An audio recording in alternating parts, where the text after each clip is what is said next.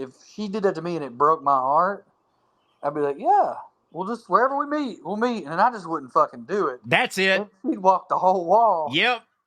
Hell That would be funny. And Like, then I'd be at the end. show up with another bitch. Sipping tea, yeah, with two girls. yeah, that would be Just funny. chilling there in the Gobi Desert. They're the liberal rednecks. They like cornbread and butt sex. They care way too much but don't give a fuck. They're the liberal rednecks that makes some people upset, but they got 3 big old dicks that you can suck. All right. Well, is we going? Yep. So What's you're up, at home? everybody? Here we are. New place? Yeah. Yeah. I mean, I've been living here for like a whole damn month. I just ain't been recording nothing here. I've been going back over to the old house to record because this room I'm in behind my garage was in real bad shape. We had to like tear up the floor and stuff like that and paint it and shit. So I couldn't really use it, but now I can. But it's still a work in progress. I need to do something about the sound. I don't have any kind of air conditioner back here. That ain't going to hit. I mean, we're going to, I'm trying to decide whether to get a little portable air conditioner or like knock this window out. Get that Deion Sanders shit, buddy.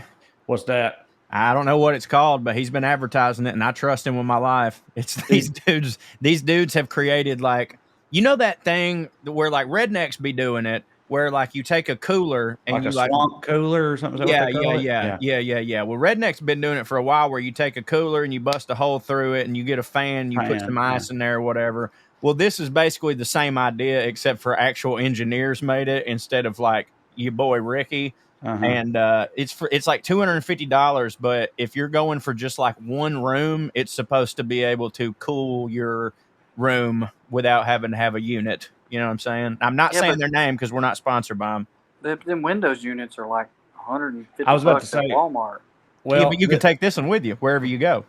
Right. Yeah, and this window, I don't have an ideal window for a window unit, but it could be adapted as such. But I it's put a tiny little unit room in the back of an expedition for Bonnaroo 2 Bonnaroos ago, and it hit like a motherfucker. It just feels like like you said, a window unit is not that expensive either, but it just feels like I'm in a very small room, so it feels like a wee bit of overkill. You just made me remember, Joe, that I had a dream last night that Deion Sanders hated me.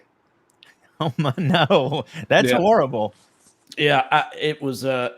He shared like one of my videos or something and was talking shit about how R-worded I am and stuff. I said it made sense, because I've never been shocked because I was like, oh, he's black, figured he'd be cool. Yeah. And I mean, he very well may. But I have no idea what Deion Sanders' politics are. It was literally just a dream. But yeah, I would have never remembered that again in my life if he hadn't gotten brought up just now. Who's the number one celebrity that if you found out you didn't hit for them, it would really tear you up? Like, remember Paul Ryan with Rage Against the Machine and how much that destroyed him? So, okay. That's now, a pretty good one. It is a good one, but it's like, does surprise have to be part of it? Meaning no, you know what I mean? No, surprise don't have to be part of it. Cause like I'd say you assume most of these people don't know who you are at all. And of it's course. like, what I mean is I would further assume that most of the people who I think are super awesome, I do assume they don't know who I am, but I would further assume if they found out who I am, they would not be like, oh, fuck this guy. Right. So if I found out that did happen, I'd be like, that would really hurt. But like I'm trying to think of a good example. It's like, okay, like Peyton, I'm from Tennessee. I worship Peyton Manning, right? Yeah. I got a pretty good feeling I probably wouldn't hit for him too much, right? Like, I don't know. Politically? I don't think Peyton is like I feel like if all this MAGA shit had never happened, Peyton he could have run for governor in Tennessee as a Republican and been elected in a heartbeat. But like the old kind of fiscally conservative Republican, I don't think Peyton Manning's a lunatic, but I bet he's probably like a classical conservative. I think a lot of those people like you, though. You know what I mean? Well, maybe. I don't know. But like that would hurt me, but I would be like, yeah, I'm not that surprised. But like somebody like I'm talking about you'd be in the floor, like it would be hard for you to move on for a Quentin while. Tarantino, right? Yeah, like I would not think that Quentin Tarantino would have a problem with my politics or anything, and I worship him too. And if he found out about me and he was like, "Oh fuck everything about this," yeah, that would hurt more because I would be a little blindsided by it. In addition to it, super not hitting. I'm not saying he's number one on the list, but he's a good example. Yeah. I don't think here's my only counter argument to why Peyton, I don't think he would hate you. Now, this is just like obviously who you're friends with don't determine how you feel about stuff. But Peyton Manning and Andy Roddick are like super tight, like they're boys, right? And I hit super hard for Andy Roddick. And so surely Andy Roddick wouldn't like, no, I mean, of course, you'd still hang out with Peyton no matter how much I'm just saying they're really good boys to the point where I feel like they've got a lot of things in common. And if I hit for Andy Roddick, surely you would hit for Peyton Manning. But Peyton and Tom Brady hit for each other too, right? And Tom Brady's Trump hits for him. I think theirs is more like a respect thing. Probably. And also I always thought with Brady that he was like, I feel like he backed off the Trump shit a little bit after it went super hardcore. But yeah, I think that he was in, this is my thoughts on it at least. I think that at that point, it was early on in the Trump thing. And I think Tom Brady lives in such a bubble that he does not know what the fuck is going on. Like he don't know what temperature it is. You know what I'm saying? And I think there used to be a time when like an athlete, it didn't matter who the president was, like an athlete would go meet the president and it wouldn't really be seen as that big of a deal, whatever. Like, dude, people used to go, like liberal athletes used to go meet Bush. And I'm not saying it didn't not hit for some people, but it wasn't like, fuck this guy forever. And vice versa to Clinton. I think that Tom Brady didn't realize we weren't still living in that time period. And he did what he did. And then everyone made it clear to him like, hey, no, this different. And then he was like, bye-bye. You're probably right. I have the answer to your question. I should have thought of it immediately, and it's adjacent to Peyton Manning. Before it satisfies. You answer, let me just say that both of those quarterbacks are about to vote for Donald Trump for the third time. Y'all are full of shit. I didn't say they wouldn't vote for him, but like, never said I just feel like this whole like, nah, man. He just realized he needed to keep his mouth shut to keep his endorsements. Like, that's what I meant. That's what I meant. He's in the cryptocurrency. Like, they're both pretty conservative. I don't think Peyton Manning or Tom Brady are lunatics, bro. But I think that like they are down with Donald Trump. I agree. I never said I wasn't saying anything other than that. What I meant was like used to. I don't think it affected your endorsements that much because it was just like you're a quarterback, they're the president, you're going to meet. That's what I'm saying is like Brady didn't realize how seriously people felt about this motherfucker, and thus he was like, oh wow, obviously I'm going to vote for him, but I can't be publicly liking him. Like, no, dude, I didn't mean that Brady saw the light and then voted for fucking Bernie Sanders or nothing. So the answer is definitely unequivocally for sure. It's Dolly Parton. Yeah. Because I would assume because I'm from Tennessee and everything. And like, she's a deity, but furthermore, I would not only assume that the way I am, wouldn't hit for her, but further, I would assume hope that it would. It would hit for her. Well, right. You'd think because she'd be like that. She's been down with gay people, but she's also very methodical and not being overly she wouldn't partisan publicly in terms of politics. And so, like, I don't know if she'd like publicly come out and be like, "I love this dude." No. But behind closed doors, I would assume that I do hit for her. So if I found out that not only did I not hit for her, but that she hated everything about me, that would break my heart irrevocably for sure. It'd be hard to come back from. But like all these people just don't know who I am. But that's my answer. But like for you, Cho, like, like Herschel Walker's the greatest dog of all time, right? But like, he would hate you. If he knows who you are. And so, you gotta like. I think he just pretend to. I washed my hands clean of him a long time ago, and I'll be honest with you, that really was difficult. I'm not gonna lie. Like when he first came out, and they were like, Herschel Walker's running, for whatever senator as a Republican.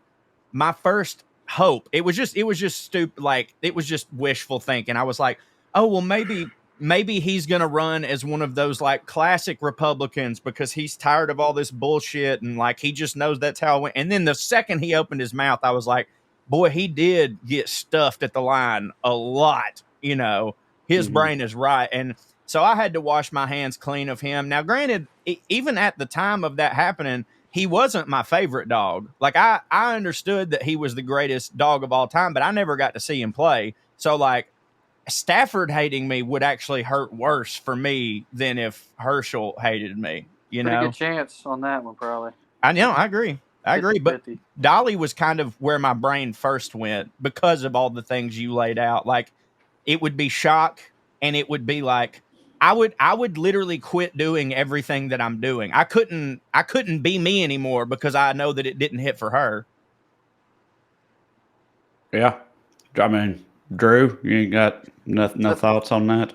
I got plenty of them. I guess my first thought was Dolly, but I don't know if it would hurt me that bad because I think I'd have to come to the conclusion that either she's like full of shit completely or that I'm delusional completely. And so like, I just have to move on. Could be both. Now, caveat question. We can't know them, right? No, we can't know personally. them. Yeah. Because there's some like B-level celebrities we know who one or two whom I consider friends. Yeah. And like, that would hurt my feelings. Oh, well, yeah, that's different. I mean? Yeah, that's different. Yeah, that's like finding out a friend hates you. Yeah, is definitely worse. But I don't. Why would any of those people, why would they go through the trouble of pretending that we hit for them or whatever? If we didn't? Well, that's why I would be so debilitated. It would be like, what happened? What did I say? But I think I'm gonna go with 2 Chainz. That would suck. That would not hit. Yeah. That might be the best.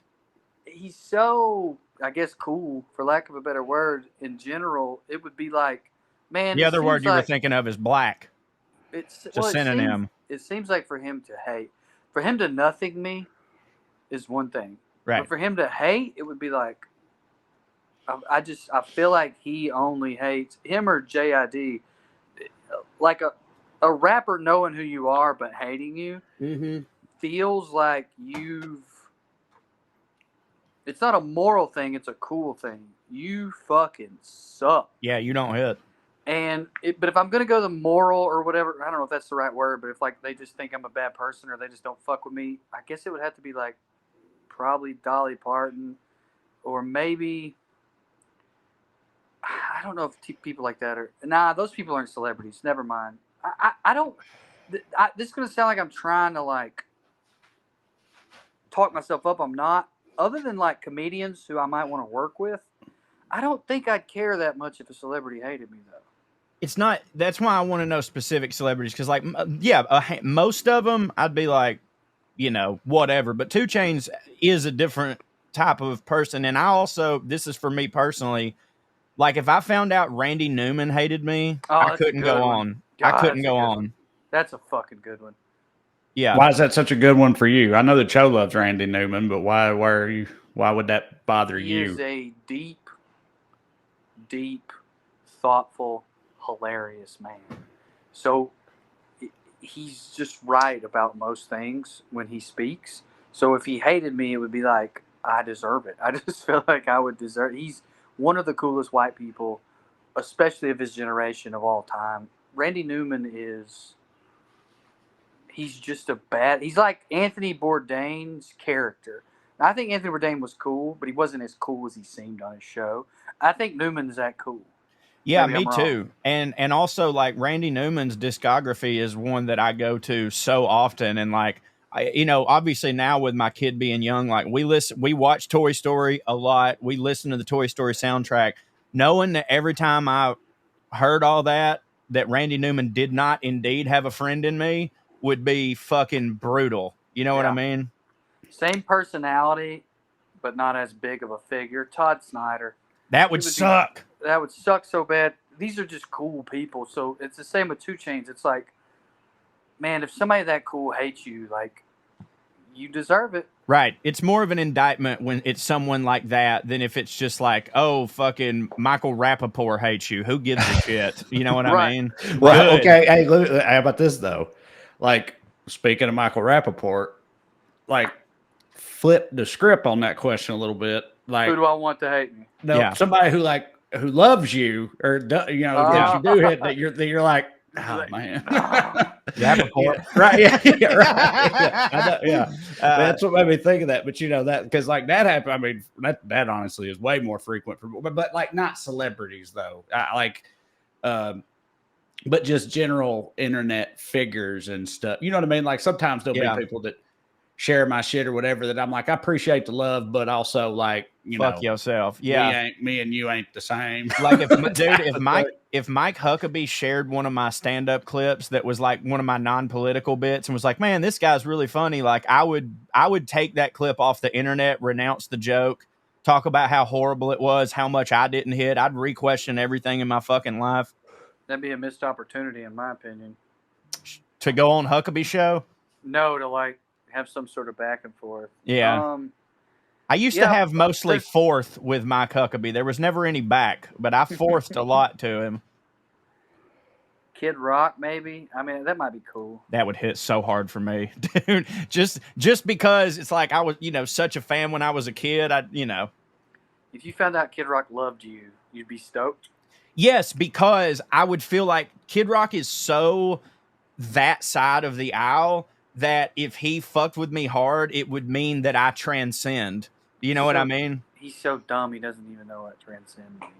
It's the only trans he don't know nothing about. I can tell you that much. I think that he's at least partially full of shit about a lot of that. For sure. Definitely. I'm not trying to bail him out with it. That's not what I mean. I just mean it's almost worse. It's a pure grift, I think, because that clip went viral. Him recently on Fox News with a Budweiser cap on and didn't even realize. And when they pointed out, he was like, "What do you mean? That's how it hits." And he was like, "Oh right, I'm supposed to hate them. I forgot." I mean, he didn't say he forgot, but he was just like, "Oh right, yeah, look, that thing. Everybody makes mistakes, and we don't, whatever." Like y'all weren't there, right? No, you weren't there. It was at a Josh Wolf thing. I met him once at Zany's, but he didn't know who I was, and it was just a very brief. Like, I think literally Theo Vaughn introduced me to Kid Rock. That checks out.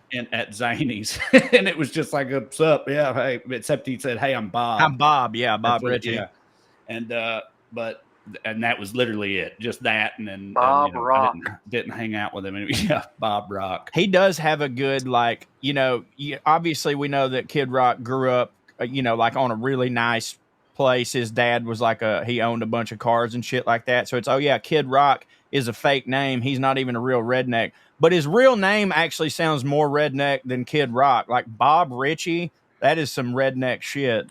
I think Bob is Richie. Maybe I'm dumb. It puts me in the mindset of like Jersey guys. Yeah, maybe. Yeah, you're right. I mean, as a first name for sure. Bob Ritchie sounds like a guy who ripped off a guy named Kid Rock and got 80% of his first two records. Right. And ends up on a diss track on the third record. So speaking of Bob Ivy, Kid Rock and his whole thing, and he's a rich kid from Detroit and everything. I just found out about the existence of a person, and I was wondering, me describing this to you is not going to be the same as you guys being actually exposed to it, but I just wonder where you fall on this. Jake and Logan Paul is mine. Sorry, go ahead. Oh yeah, you wouldn't want to hit for them. I wouldn't hit that would be a nightmare on every level. I don't respect anything about them other than the fact that they are exceedingly athletic. Oh, I respect Logan Paul's wrestling ability, but that's about it. I said exceedingly athletic. Yeah, exceedingly you're right. Athletic. Yeah.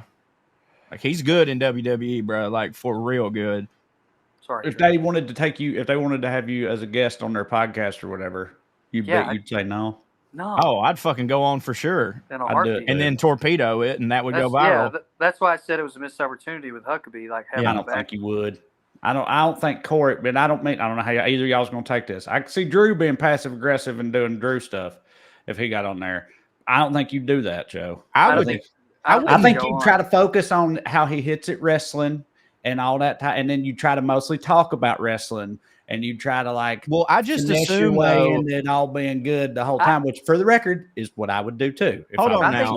I think you'd say no. I think in the end you'd be like, I can't figure out how to make a hit. No. Here's the thing though. Yeah, obviously if while we were talking about wrestling, I would focus on the subject, but I just have to assume that if one of them dudes had me on their podcast, they would look up some shit about me and they would probably start talking about so you're a redneck, but you wrote this book, Liberal Redneck Manifesto or whatever. And I know that as soon as that subject was broached, like I'm going to have no choice but to be who I am. And if they ask me some fucking questions, I'm going to tell the truth. And I assume one of them would call me an R word or something. And like, I don't know. You don't think so? They would just be like, "Oh, okay." Are they not real combative? Is that not part of their thing? I don't look. I don't know much about women.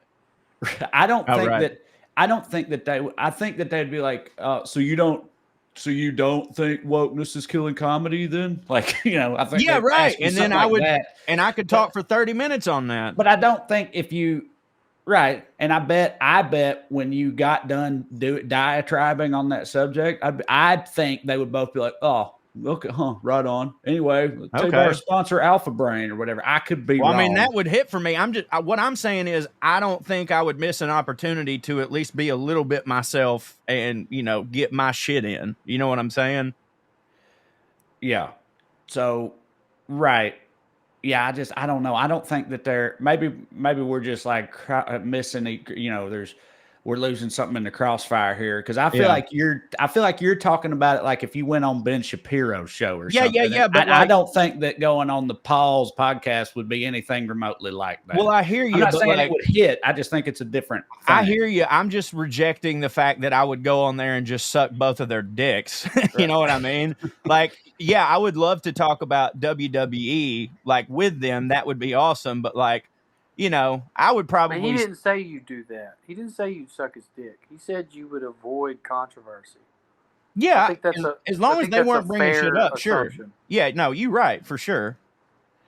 Like, I just don't think you would go in confrontationally. I'm not saying if they came after you, you just let it happen. Well, that's what. Okay, so if that's how I would go about it too. Yeah, like I wouldn't if they started being shitty, I'd push back. But I wouldn't be the one to start. I wouldn't be the one to start it and be like, "You guys know you're R-worded, right?" or whatever. Well, like, yeah, but I just see. I guess I don't know anything about how they operate because, like, to me, they just seem like some super confrontational motherfuckers. I don't think they are. I don't think.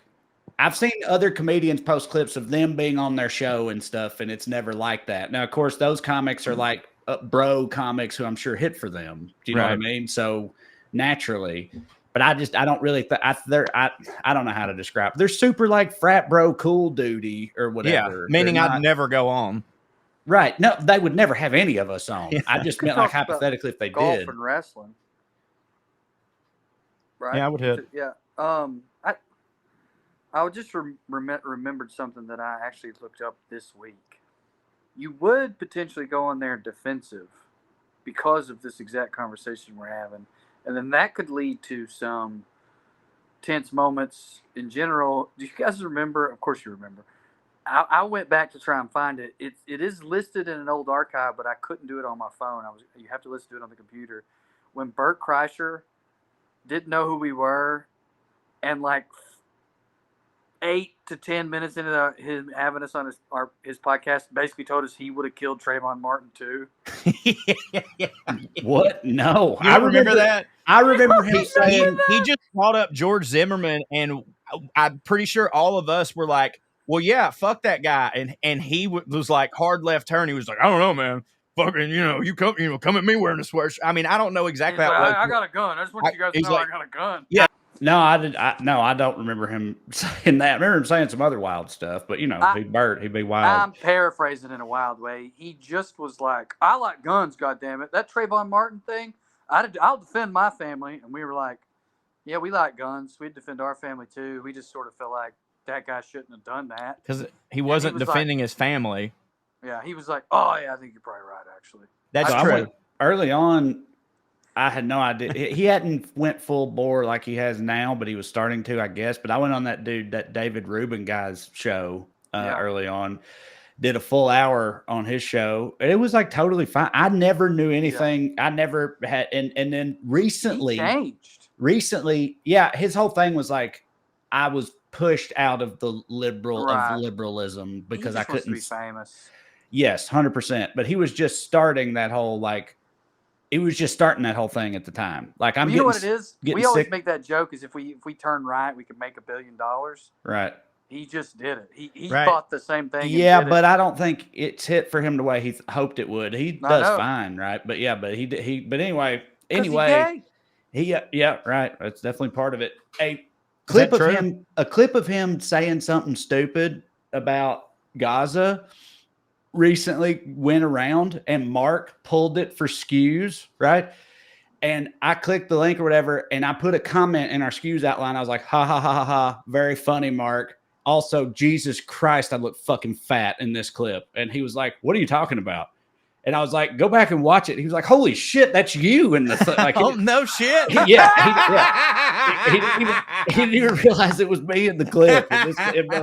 And also, by the way, I don't even remember what he said. To keep in mind, he said this about Gaza in like 2017. Right. So he said this very stupid thing about Gaza, and I'm in the clip. I'm the guest, and I'm just like, yeah, dude, you know, like I just didn't. Yeah. I had nothing to say about it. Like I just let Mark's over there, like, look at Dave Rubin and this fat dumb redneck. yeah. That's so goddamn funny. Yes, that's exactly what happened. I just want to say something real quick in case it doesn't make sense for the listeners. The only reason I brought up the Bert thing is he then explained to us that we made him feel defensive because he didn't know us and he just knew we were like liberal or whatever. I was simply trying to say, if you went in there with, because Corey and it's known, Corey and Bert are very similar personality types. I could see Corey going in there with the defenses up, and as soon as any sort of ribbon starts, he goes full nuclear. Like, I could see Corey actually torpedoing the show. Yeah, because I black out, dude. I don't even know what I'm saying when I get super defensive and shit like that. And so I could see Corey going viral calling him fucking fascists or something. Like, I could see Corey having a clip, like a moment that would be so funny, like almost ironic, because it would be like, Corey's the easiest to get along with, but it looks like he just torpedoed this whole fucking show to call everybody fucking right wing or whatever. Yeah, but again, back to your original point, yes, I will now agree that, like, if none of that happened and they just stuck to wrestling and shit, it would appear that I was super boys with the Logan bros. You know what I mean? Yeah. So what I started to bring up earlier, and then we got diverted into this, I just found out about the existence of a person, and I'm very curious what y'all think about just the general concept of it. It was on Mark Maron's podcast. The interview just came out this week. There's this lady. She's like a New York performance artist, I guess is what you call her, named Tammy Lang. She's the one that look at people? No, I don't think she look at people. That lady rules. What are you talking about? There's this we'll one get into woman. it later. You're about to get diverted for a long time. Okay. Let's save it because she's super interesting. Okay. Her name's Tammy Lang. In the 90s, when Maron was in New York doing the alt 90s Luna Lounge comedy scene thing, this lady was there, and she would go up on stage at shows, but she only ever did one thing. She had one character. She'd show up in character. She was a theater, but she did plays and shit like that too. But in the comedy scene, she'd show up. She did one thing. She had a character, a country music character named Tammy Faye Starlight, right? Okay. It's like Tammy Faye Baker situation. Yeah, and she was all done up that way, all crazy, Tammy Faye Baker-ish or whatever. And she would do parody country songs that were like, you know, keep in mind this was the 90s. And they didn't play any of the songs. All I heard was her talk about them, right? And so she said she had a song called Did I Shave My Pussy for This, right? She had a song, it was a riff off Stand By Your Man, but I can't remember what the name of it was, but it was her singing. Don't shave your clam. No, they're not all like that. They're not all fun like that. Like the one that was based on Stand By Your Man was like about domestic abuse. Her reminiscing through song about being gang raped, right? Like this shit was hardcore. She had another one. I don't think Hank done it that way. No, called God rented out a space in my uterus or something like that. That was about, you know, how abortion don't hit, like you can't get abortions. And she used to banter in between the real lady. Was that to the tune of What If God Was One of Us? I don't know. But what she if God hardcore subversive shit. And she would banter in between songs and the character was super right wing and hated Jews, right? The lady herself is Jewish. Yeah. This is the whole thing. She went to Nashville in this character tried out for the Opry, auditioned in front of these country music judges and shit in this character, playing these songs, mortified them, freaked everybody the fuck out. She went hard for sure.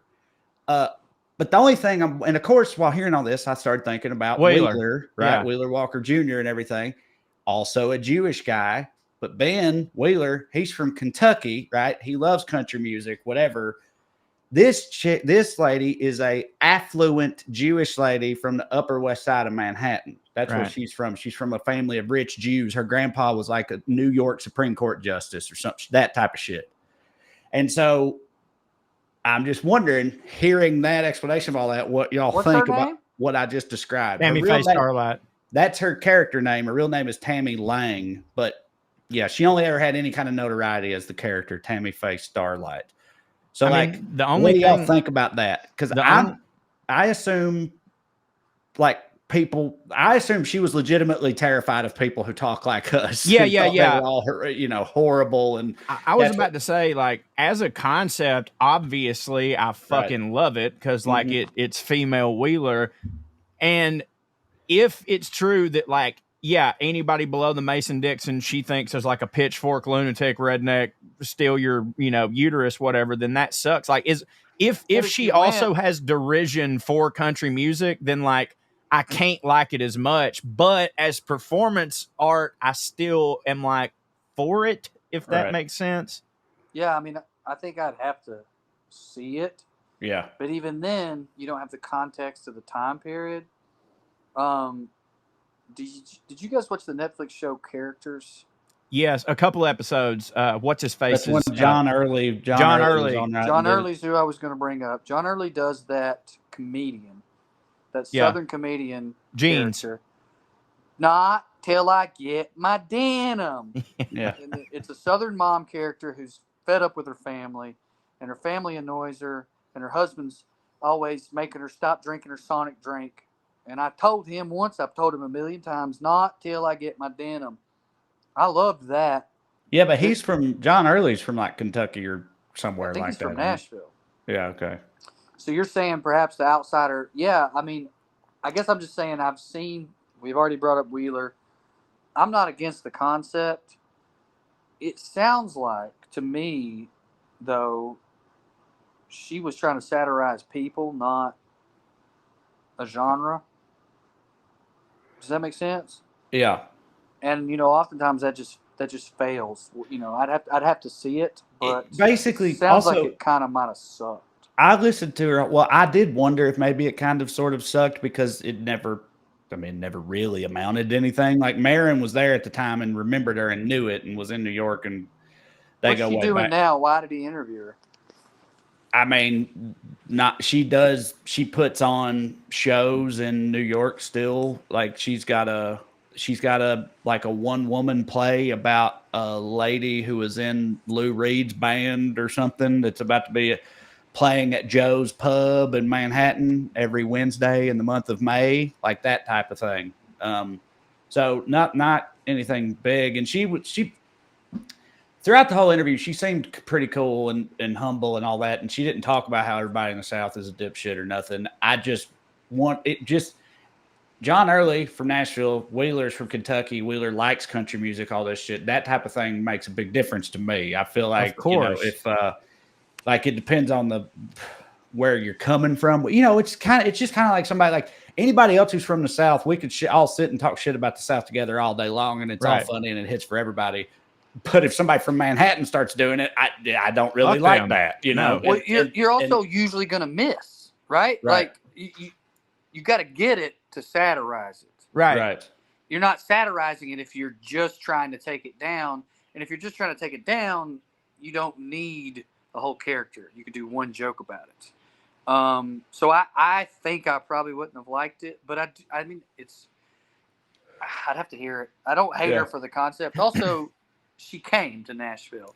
So if she I respected that part for sure, dude. She it took a lot of balls because even her describing when she went to Nashville and auditioned and she played at the Bluebird and stuff, and people were fucking hissing at her and all that. And she never broke character and all that. I mean, I definitely respected all that for sure. But that makes me think if she did think we were all like that, then she lost. So maybe she didn't think we were all, you know what I mean? Like, if you're up there saying fuck Jews and you're getting booed in Nashville and you thought it was going to hit for people, Right. that's a lesson in and of itself. Maybe she didn't think it was going to hit for people. I don't know. I need a lot more context, but bless her heart. That's what I have to say, Trey. I vote bless her heart. Yeah. Yeah, I'm definitely going to check out at least I Shaved My Pussy for this.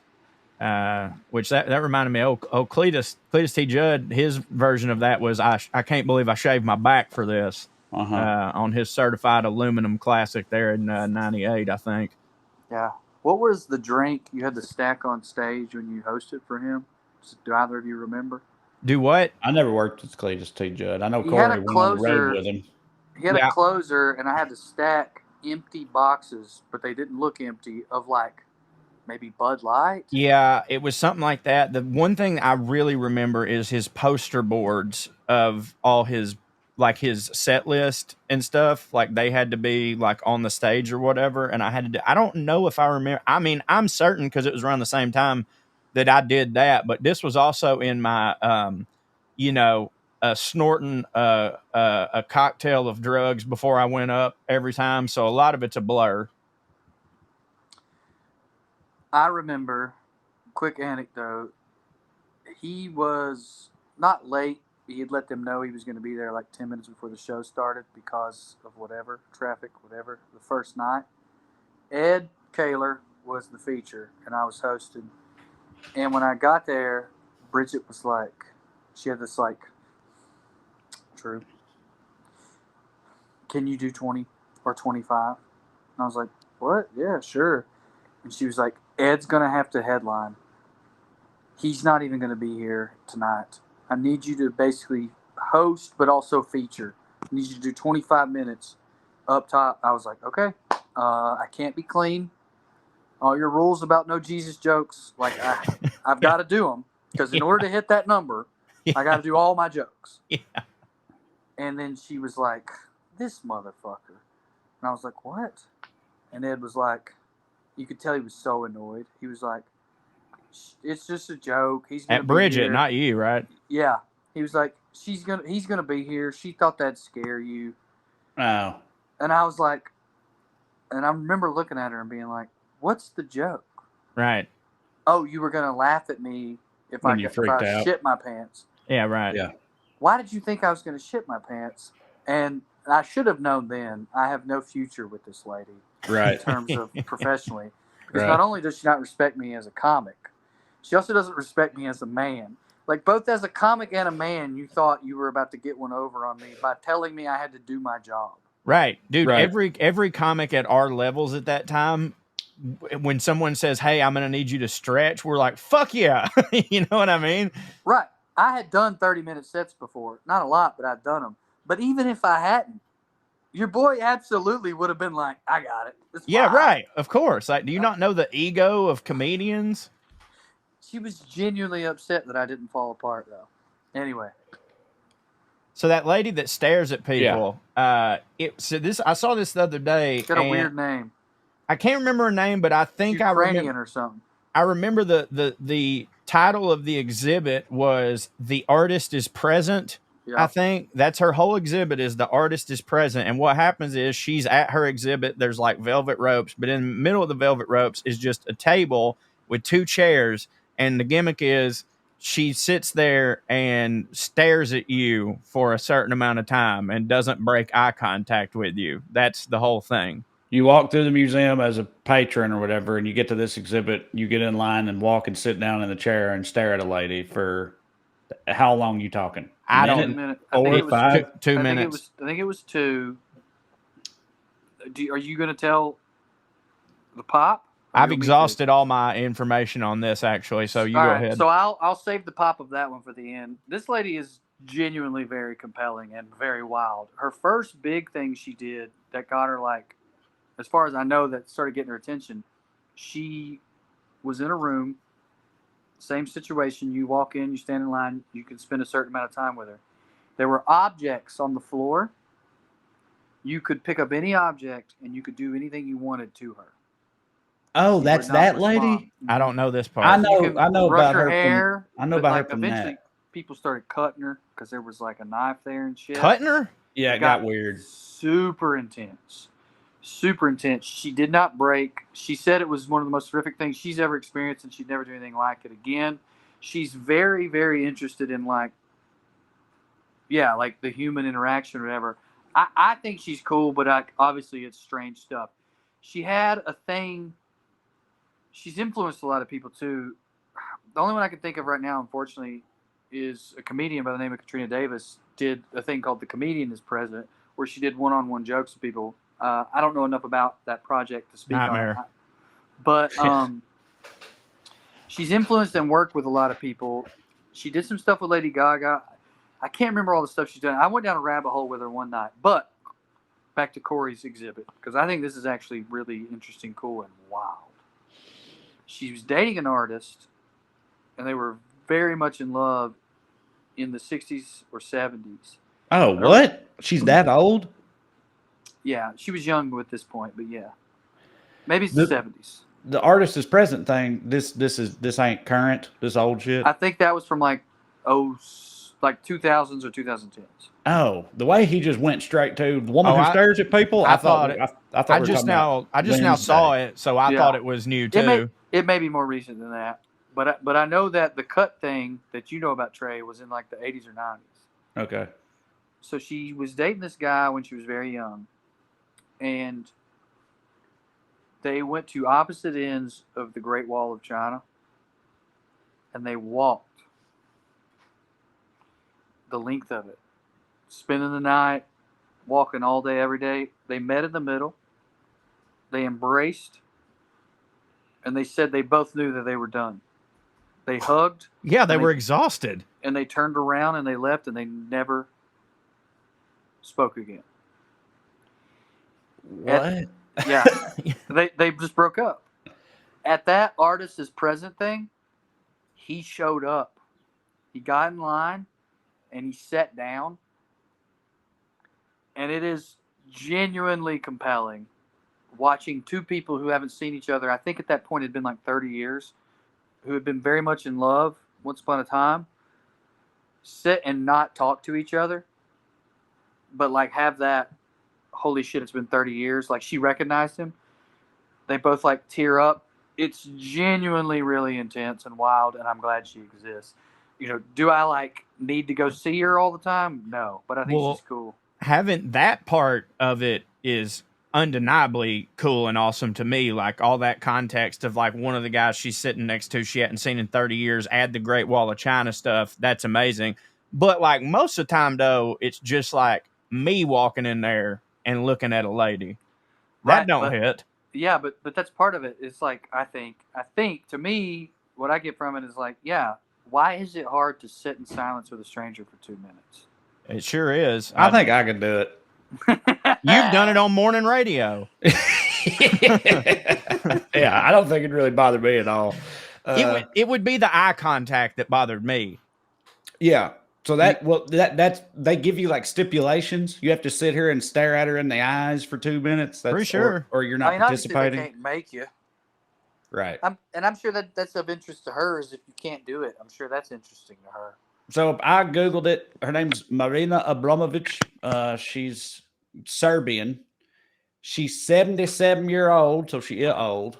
And that thing, the artist is present, that's from 12 years ago. That's from 2012. And she'd been active for 40 years. So that's actually what it was called? Yeah. Sounds like I've mostly been nailing it, my timeline. Yeah. Yeah. So she's done she's worked with some like famous people on some interesting stuff too. She's a real interesting person. How do you make money doing that? Huh? How you make money doing that? Like the exhibit pays her? I bet she's like part of that, and I don't know if this exists anymore. I don't know how it could, but I bet she's part of that like Truman Capote, New York, where artists just would live in rich people's houses. Yeah. Patrons. Yeah, they have benefactors. That's the word. Thank you. Artists. I mean, dude, it's wild that's kind of still a thing because that's like how Michelangelo and them operated. Yeah. You know, that's how Casanova lived his whole goddamn life. Except he didn't even make art. He just fucked everybody's grandmas. His art was Wiener art. He was a artist of his canvas was pussies and butts. Yeah. I don't know if it still is a thing that much. I know it still is on some level, but I don't know if there's as many benefactors anymore. I think that the connection of like internet and art, I think it's changed that even. So all right. I'm just saying, it is when you're in the context of art and you describe something like you described a minute ago, the Great Wall of China thing, that was in 1988. Okay, I was off on that one. But so it says, this is the way she described it. That walk became, and this was a piece. This was a performance art piece entitled Lovers, right? And the way she described it was, that walk became a complete personal drama. Ule, that's her old man, Ule started from the Gobi Desert and I from the Yellow Sea. After each of us walked 2,500 kilometers, we met in the middle and said goodbye. She has said that she conceived this walk in a dream, and it provided what she thought was an appropriate romantic ending to a relationship full of mysticism, energy, and attraction. We needed a certain form of ending after this huge distance walking towards each other. It's very human, and it is in a way more dramatic, more like a film ending, because in the end, you are really alone, whatever you do, right? Like if you was dating a gal, right, and she pitched that to you, would you be like, that's super interesting and beautiful and compelling, and or would you be like, I'll just leave. I'll be like, I agree with the we're done part. Right, yeah, right. I'm not even doing a half. I'll just pack my shit and leave. If you want to walk across all China, then go ahead. If but Amber pitched I'm gonna go to the marathon, I'd say fuck no. Right. Yeah. All right. Right. But first of all, he's also an artist. But what if you were breaking up with a comedian and she was like, all right, one last thing. Let's do a podcast about our relationship. No. See if we can salvage it that way. Now, you two may say no, but a lot of comics we know would say yes. That guy was also an artist. Now, what I would do, though, if she did that to me and it broke my heart, I'd be like, yeah, we'll just, wherever we meet, we'll meet. And I just wouldn't fucking do it. That's it. And she'd walk the whole wall. Yep. Hell that would be funny. Like, and then I'd be at the end. Show up with another bitch. Sipping tea, with two girls. Yeah. That would be just funny. Chilling there in the Gobi Desert. Hell yeah. That's the move. Steak, Maria. That's the move. But that's I wouldn't a long do it, but walk. I don't think it's crazy that he did it because he's an artist too. 5,000 kilometers. That's a pretty big wall, that Great Wall they got over there. Also, like, do they have restaurants on that wall? Like, they got pit Well, stop? you can get off it and on it. So, like, there's towns. Oh, yeah. Duh. It's probably less remote than the Appalachian Trail. And with the Appalachian Trail, you come to town every 2 days or 4 days. I know it's probably more in some places. But in my dumbass brain, the Great Wall of China had those like hit centers on the side of the road in Jersey. You know what I mean? Like just every now and then you'd up see a dude. Palisades or whatever they call them. What are those called? Promenade? Yeah. What? There's definitely at least somebody up there pushing a cart. There's a little mamaw selling noodles up there, I bet. Yeah. With a rickshaw? You damn straight. Trump t-shirts. Yeah. You know they got them Gucci purses. Yeah. Hell yeah. Oh God, yeah. Art, huh? I don't know. Fish.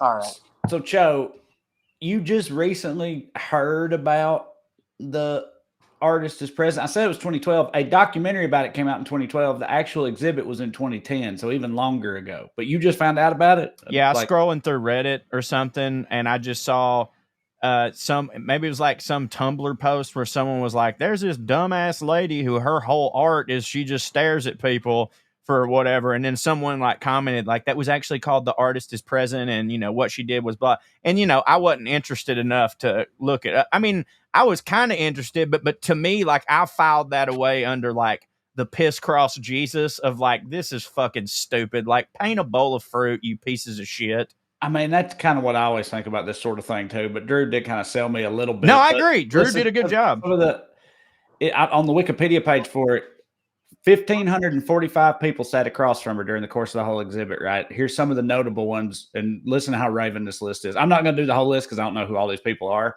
although this name is just raven. Klaus Biesenbach, though, sounds like somebody be into that. That's a beer. James Franco, Lou Reed, Alan Rickman, and Bjork. Yeah. So she's worked with Bjork, not Lady Gaga. That's right. Sorry. Bjork is the Icelandic Lady Gaga for sure. Yeah. She Icelandic, right? Yeah. She She's a duck. Lady Gaga. Lady Gaga's pretty weird. Bjork's much weirder.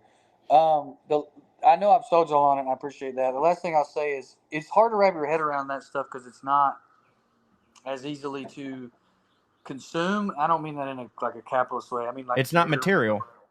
Process what's happening, but I think that's what's interesting about it. I think the reason though that it also sucks is it's so easy to fake. Like it's so easy to just do something weird and then call yourself a performance artist. Yeah. And that, but think about how easy it is to say you're a stand-up comic. So like you can judge it by that, but it's like, yeah, bad improv's terrible. Bad performance art is so awful. It's such an excuse for trust fund kids to like pretend to be interesting in Brooklyn, and I think all that's fair.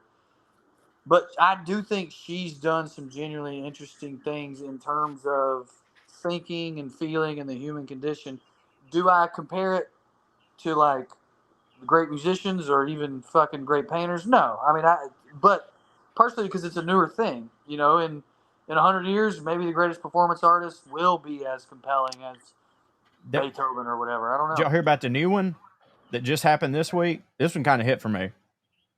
There was a dude, and the post went viral, which is why this all happened. This dude put up like signs on telephone poles and shit all over New York, right? Kind of like the free guitar lesson ones. And it was a drawn picture of him wearing a mask with a bucket of cheese balls taped to it. And it said, "Watch me eat an entire bucket of cheese balls." Yeah, well, he actually, did it like 2 days ago. And yeah, in the mask. And dude, there was like 4,000 people showed up for that shit. Like, but wasn't that guy doing a take off of an already existing thing, which is a guy eating chickens? There was a guy in Philadelphia eating a whole chicken every day. And the dude in New York was like a parody of the Chicken Man, but with cheese balls. Yeah.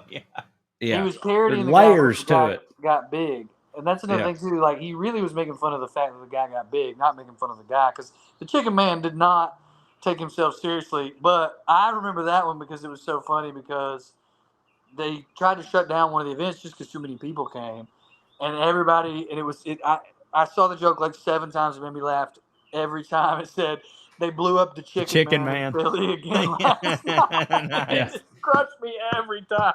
Man, we got to do something like that. And then I told you guys about Tim Nackey on the group chat, the guy who bets 10 cents at blackjack for every follower he gets. I'm so in, dude. I fucking love that guy. 10-10 crew. Yeah, so like there's entertainment. He's clearly entertainment. Then there's a stare lady that's clearly art. And obviously I've seen some stuff in Brooklyn like they'll have a big day where there's a lot of art, and me and Andy would go there and like, dude, some of that stuff you just be like, these people should be homeless, and the homeless people should get their houses.